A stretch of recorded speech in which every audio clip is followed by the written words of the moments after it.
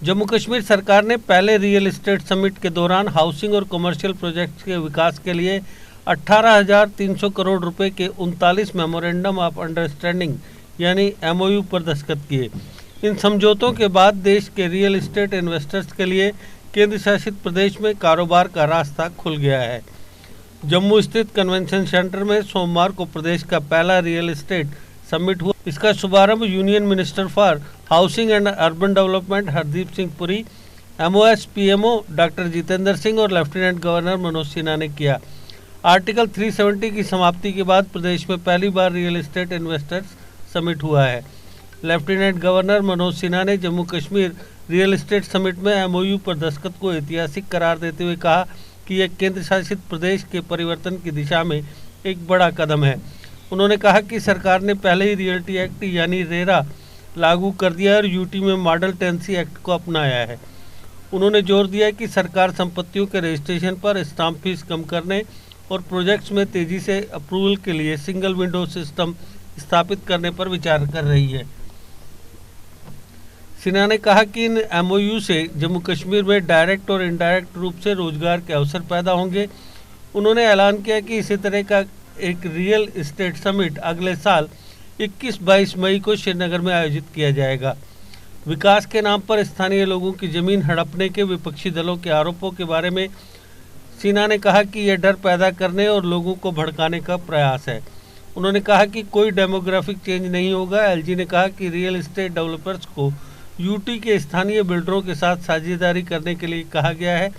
सिन्हा ने कहा कि सरकार ने प्रोजेक्ट्स के विकास के लिए 6,000 एकड़ भूमि की पहचान की है।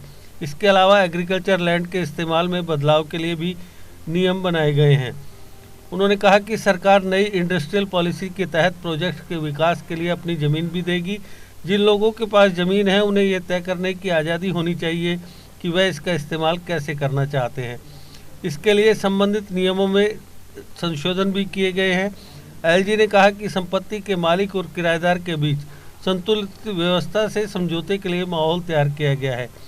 रियल एस्टेट सेक्टर में पारदर्शी व जवाबदेह ढांचे की सुविधा के लिए रेरा पोर्टल, हाउसिंग पोर्टल, एकीकृत नीलामी पोर्टल लाए गए हैं।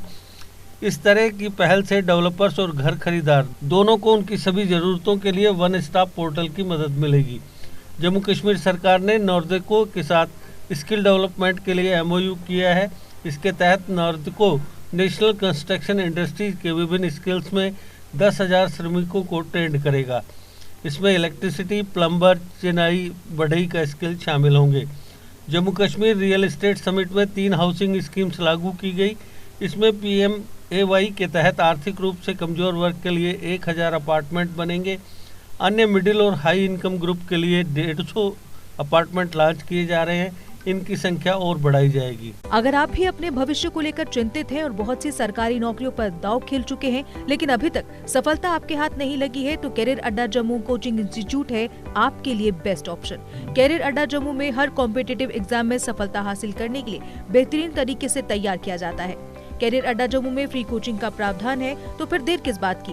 जल्द कैरियर अड्डा जम्मू में आए और अपने सुनहरे भविष्य के लिए सोमवार से शुरू हो रहे JKP, सब इंस्पेक्टर तथा अन्य सरकारी नौकरियों के बैचेस में अपनी सीट बुक कराएं। हमारा पता है Gurudwara road, opposite doctor Dara Singh clinic, Rehari Chungi, Jammu. GK update रहे हमारे साथ। अगर आप ये वीडियो YouTube पर देख रहे हैं तो हमारे YouTube चैनल को सब्सक्राइब करें और बेल आइकन को क्लिक करें। अगर आप ये वीडियो Facebook पर देख रहे हैं तो हमारा Facebook पेज लाइक जरूर करें। For advertisement please contact 7051091811।